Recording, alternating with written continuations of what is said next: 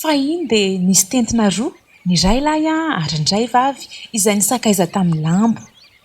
Nananankany izy ireo izay nametrahany atody anankiroa. Nanorana ny andro ka mba nangataka ny fialofana kely ny lambo. Niala tsiny ireto vorona ka nilaza taminy hoe kely loatra ny tranonay ka tsy afaka mipetrahana anao izahay. Aoka rehefa nimasoko ihany mba hialoka, hoy indray ny lambo. Tsy mety anie, hoy ny tentina. Raha tsy hoe ka ho simba mihitsy hatramin'ny ankano sy ny atody. Tezitra ary ny lambo. Gorongoronina hoy izy dia nosombainy ny ankany, novakiny ny atody ka lasa izy. Faly fa nahafaly ny fanalambaraka natao taminy. Tsy niteniteny ny tentina. Inona moa mba ho vitany? Ny atody tsy miady amam-bato. Ny fahanginana ihany no fahendrena. Raha toa ahy dia atahorako ihany ireo madinika raha mangina sy misaintsaina. Teny an-dalana izy dia nahita vary mihavony ery andemaka. Misy nilaza tamin'ny fa ny lambo dia mankafy irony vary akotry. Naka saloy mavomena maromaro izy dia niverin-dalana. Nomeny ny lambo ity zavatra vao hitany ity. Nanontany azy ny lambo amin'izay toerana mety nahitany itony saloy. Antsitrapo tokoa no nitarihan'ireto vorona azy ho any amin'ny tanimbary. Raha vao tonga izy dia voa amin'ny fandrika napetraka ilay tompon'ny tanimbary.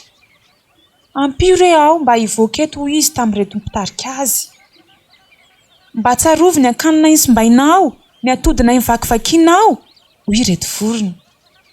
Ny atanjaka no nampanginanay, ny fitiavaka ny mpiasehonao no mitondra anao ankehitriny any amin'ny fahafatesana, dia veloma mandrakizay e!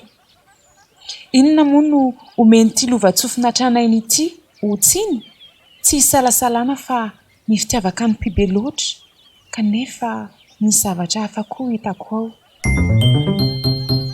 Ho anareo firenena matanjaka, ankitrony tafondronareo, torotoroy ny tranoko, endao ankery ny tany fandraisako ny ombiko, raisy ho anareo ihany koa ny fivarotako soako any an-tanindrazako. Vetavetao ny didim-pireneko, mihinana amin'ny sitraponareo ianareo. Misitraka aho fe misitraka satria matahotra.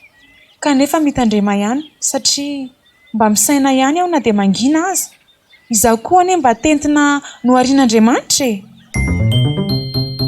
Ny tentina, vorokely tsy manan-tsiny dia azontsika mitahina amin'ny olom-pirenena.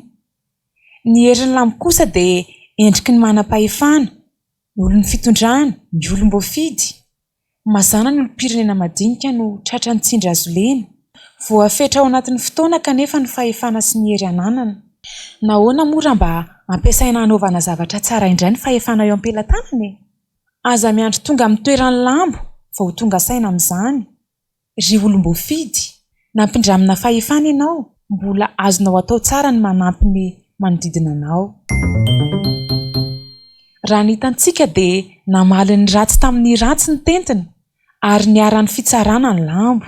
Ho anao olom-pirenena izay poiran'ny fahefana, manana fahefana tokoa ianao ka lanjalanjao ny azonao atao manoloana izany.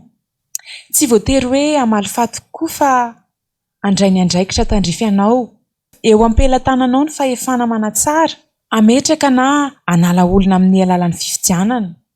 Tsy sanatria hiantsy ady, fa ilaina tokoa ny fahatongavan-tsain'ny tsirairay mba hisian'ny fampandrosoana. Efa manakaiky izao ny fifidianana, andao ary hiara-hitady ny tsaratsara kokoa hatrany isika.